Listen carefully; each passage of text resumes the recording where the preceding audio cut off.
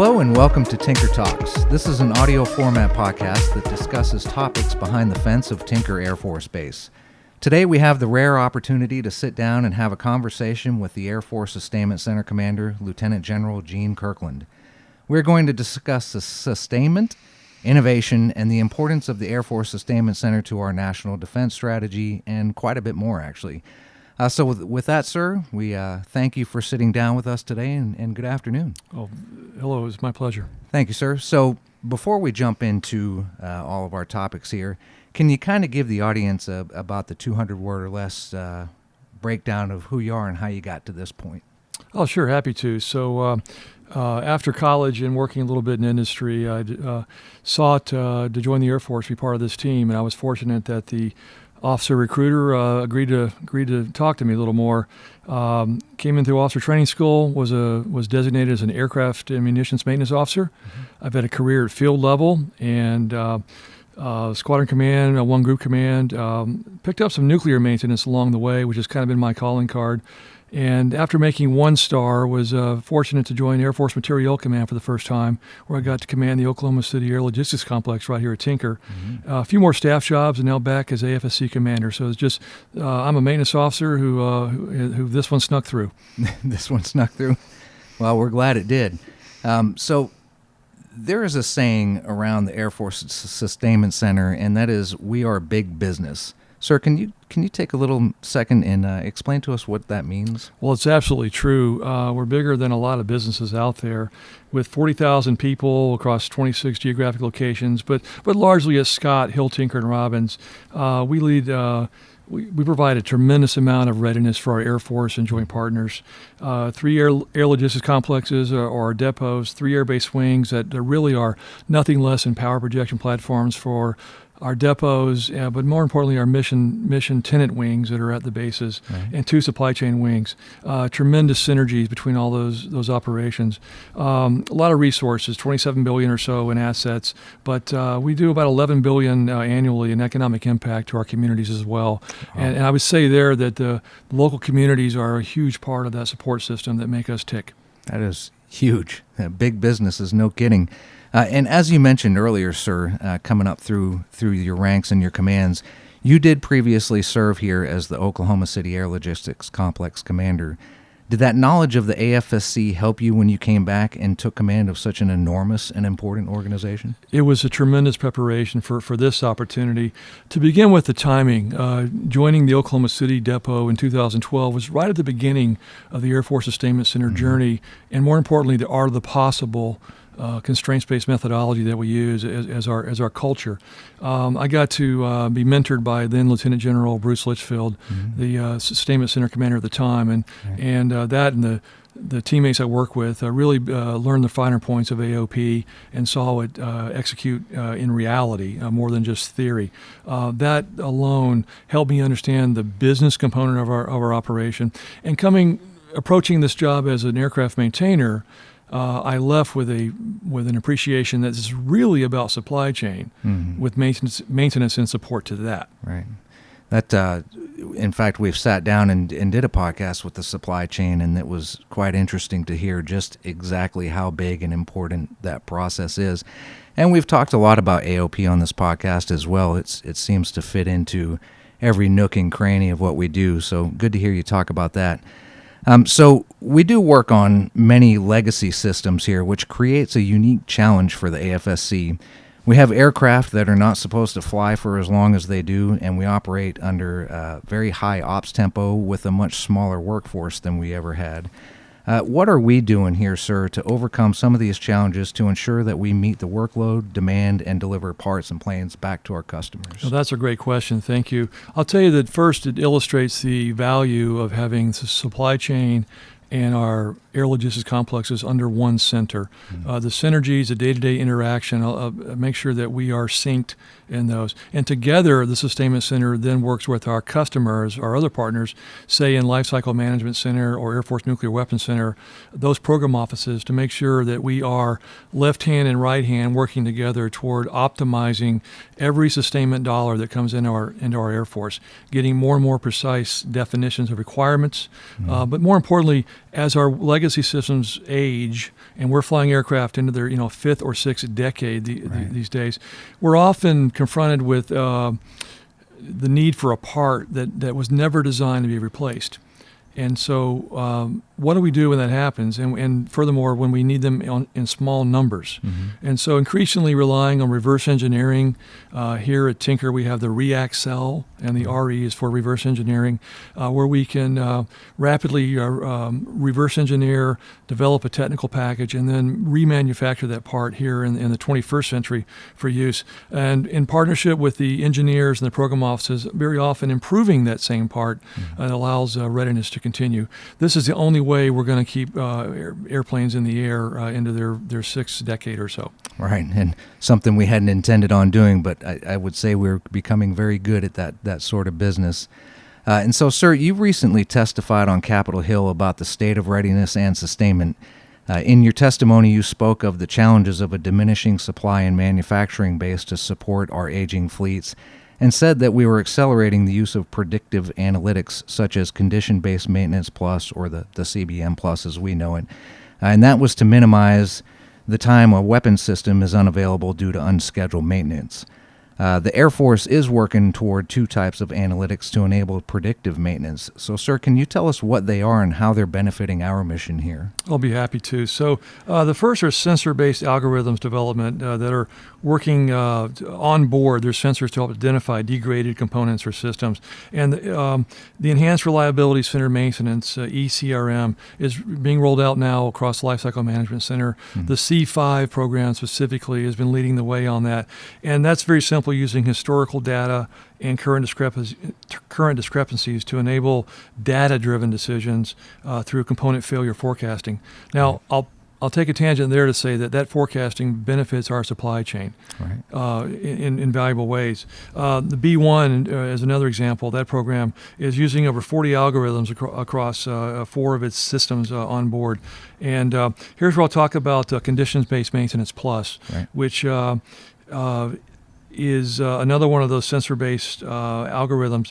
And for the B1, they've actually been able to use 24 maintenance action alerts since October of 2018. Our supply chain on the wholesale side, this will be the 448 Supply Chain Management Wing, has a budget just north of $6 billion annually to purchase the repair of existing parts, overhaul of parts, but also new parts coming into the system. Even $6 billion runs out very quickly when you spread it across the number of weapon systems that we support. And so the better precision that we can have in spending that money, the better optimization and efficiency of our supply chain, and therefore more readiness. So that's the benefits we get. No matter how much money we have, we want to spend it absolutely and squeeze as effectively as possible and squeeze every penny of readiness out of that dollar. Our readiness imperative calls for it, and our taxpayers, I think, deserve it. Right, and we're doing quite an incredible job. It's just fascinating to know that we're actually at that point where we can actually start to predict these things. It is. I want to be clear that it's just getting started, and I believe this will propagate as a daisy chain as we learn more and more about it. One of my priorities as commander of the Sustainment Center has been asking our team to help educate ourselves and our program office teammates so that we're all using the same vocabulary and the same methodology, so that if we learn something with one weapon system, we can very easily go horizontal and benefit in the others. All right, great thinking, sir. And of course, when we talk about things like this predictive analysis and predictive maintenance, that does come back to our key fundamental, which is people. And so hiring, training, and retaining a high-quality workforce is not only critical to our workload and mission we do here, but I think it's vital to our national defense. So authorities like the Direct Hiring Authority and Expedited Hiring Authority have been giving us tools for hiring. How have they benefited the AFSC? Well, let me begin with that our workforce, the 40,000, are comprised of active duty military, a very large civilian workforce, and we also get to work with a lot of contractors as well in our midst. And together, this is nothing less than a world-class workforce that benefits Air Force readiness and our nation's defense. Very, very proud to be a teammate of these folks. On the civilian side, we have absolutely benefited from new authorities like DHA, you mentioned, Direct Hiring Authority, and Expedited Hiring Authority. Very simply, they've allowed us to get to yes with a potential employee much, much faster. Right. Everything from the science and technology folks that we're going after to wage grade technicians coming in with valuable technical skills. The Sustainment Center depends on a 78% civilian workforce, so we're paying attention to this. And a fifth-generation Air Force deserves a fifth-generation workforce. I mentioned STEM and our need for those folks, but I'll just tell you that I'm very proud of our personnel folks and each of the complexes and wings that working with these new authorities are the number of days for traditional hire actions and as back in FY17 was 183. Wow. This past year, we used DHA for 92% of our external hires, and of those, we did it in 65 days. So, number one, this is cost effective to get the employee in the door and working as quickly as possible. Number two, it's just courteous to get folks, to not waste their time with unnecessary delays in onboarding. Right. It just makes us closer to what our commercial industry peers are already doing. Right. And so I'm very proud of our HR community for getting us to this point. That said, DHA and EHA are by law temporary authorities. Gotcha. And when I have the privilege of engaging our congressional representatives, I ask them for their support to make it a permanent law. Interesting perspective. And it is difficult for us to compete with everybody on the outside. I mean, the talent pool is only so large. So Well, let me address that. Sure. Yes and no. Oh. There are intangibles for and against both commercial and inside the government. But I have found that our workforce is very patriotic. Yeah. And once they join our team, many stay. Our retention is enhanced by the public service and the call to duty that our civilian workforce steps up. We could not survive without the expertise and continuity that our civilian workforce brings, which augments our military uniform employees who of course are the folks who are ready to go at any point in time. Right. Great point, sir. And so in a recent memorandum discussing reform through focused prioritization from the Secretary of Defense, he did make mention of having the responsibility to gain full value from every taxpayer dollar spent on defense. And so, paraphrasing some of this, he seems to be stating that this can only be accomplished by making some very tough decisions. Recently, sir, you made a decision to suspend the Civilian Fit for Life program. That had to be a difficult decision for you to make, and one that came ahead of the SecDef memo, but seems to align itself perfectly with that thought process. Could you take a second, sir, and just kind of walk us through your thought process on having to make that difficult decision? I'm happy to. The National Defense Strategy came with a very clear imperative for readiness. And so as I and our team looked at the various ways to continue our cost-effective journey and make sure that we were providing a value to our customers, by there I mean program offices and both the Air Force, Navy, and joint community, to provide them as much value as possible.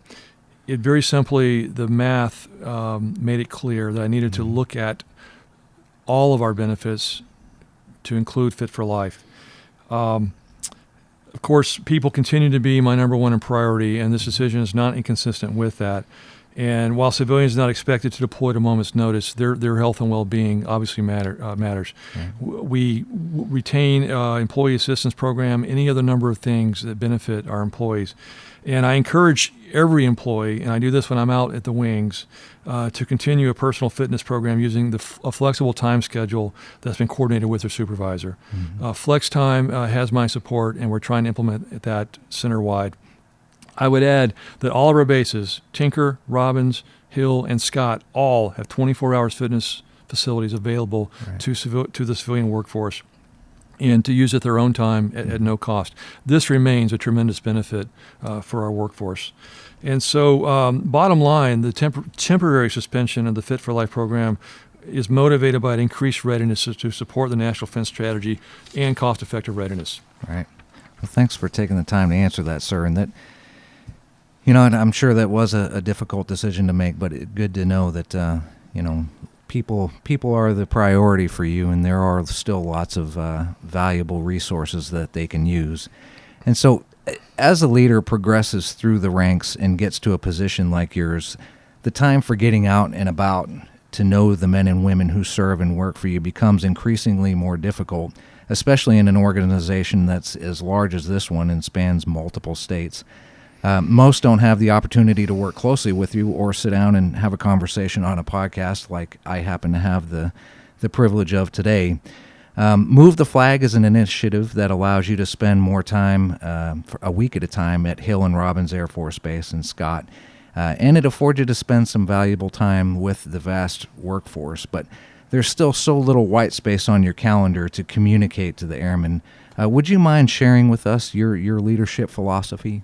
Well, I'll try. Okay. But let me first mention Move the Flag, which is something that Mr. Stamey, our civilian executive director, and I very much value and make sure that it's a pillar of the way we're going to lead together the Air Force Sustainment Center.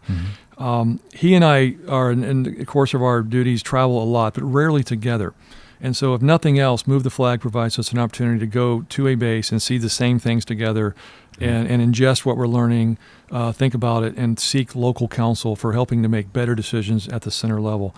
So I'm committed to probably on about a 7 or 8 month cycle, get out to both Hill and Robins and literally move the command flag. We take limited staff from up here, so it's more optics than reality. But while we're at Robins Air Force Base, they take great pride in saying that, that for this week at least, the headquarters of the center is in Middle Georgia. And Hill does the same. Mm-hmm. And it allows us to spend an entire week there, to wake up there every morning, to get the feel and the vibe and the rhythms of that location, that community, and that base, and see more and more people that we ordinarily wouldn't have. And I want to be clear that I view that as the beneficiary. I am the person who benefits from that because I'm going to get to see that staff sergeant. I'm going to get to see that WG employee, that GS-11 working in an office and get more in depth as to what they're doing.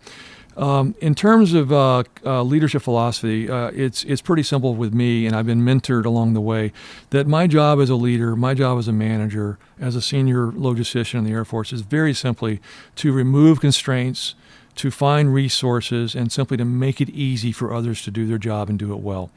And I generally organize my day and my priorities and my efforts around that, about making it easy for others to succeed. Wow, that's great philosophy. Very, very concise and compact, and it is important because we don't all get to have any time around a 3-star. It's a unique small. I think you'll find it's not that big a deal. I don't know, sir. I think it's a big deal. And with that, we talk about white space and your calendar, and so I think that's a great place for us to wrap up and let you get back to the big things. So thank you very much, sir, for taking the time out. My pleasure. Thanks for doing this. Awesome. And so with that, thanks for joining us on another episode of Tinker Talks. Please don't forget to subscribe and download each episode and leave us some feedback and let us know what you think of the podcast and maybe give us some ideas on what you'd like to hear in the future. You can find us on Apple Podcasts and, of course, on divotshub.net, our website, www.tinker.af.mil. You can also follow us on social media at Tinker Air Force Base on Facebook and Instagram, and at @team_Tinker on Twitter. And, of course, for more information on AFSC specific news and topics, check out their website at www.afsc.af.mil and at Sustainment Center on Facebook. And so with that, we're going to wrap up. Thank you for joining us again, and until next time, you have a great day and a better week.